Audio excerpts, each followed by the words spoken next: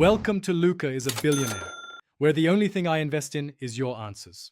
In this video, I will explain how to get Vega Toroids in Warframe easily. These rare resources are crucial for advancing with the Vox Solaris Syndicate and for crafting powerful items. We'll cover the best locations and strategies to maximize your farming efficiency. Getting enough Vega Toroids can seem daunting, but with the right approach, you'll gather them quickly. Let's dive into the most effective methods right now.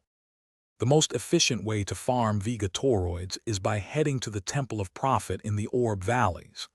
This area consistently spawns enemies that have a significantly increased drop rate for these valuable items.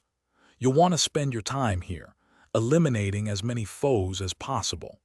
Remember, persistence is key, and focusing your efforts in this one spot will yield the best results for your farming session. If you're finding this video helpful, please hit that like button and subscribe for more Warframe guides. Quick recommendation: just like you're upgrading your Warframe, upgrade your clean game with the Shark AI Ultra Robot Vacuum. It's voice-controlled, self-emptying, and pet-friendly, making your life much easier. You can find the link for this amazing robot vacuum and other great deals in the description below. Now, let's get back to the video. To truly maximize your Vega Toroid haul, consider forming a squad. More players often mean more enemy spawns, leading to more opportunities for drops. Don't forget to activate a resource booster. This will double every Toroid you pick up. Additionally, bringing a Warframe like Necros with his Desecrate ability can significantly increase the amount of loot you acquire from fallen enemies. These strategies combined will supercharge your farming.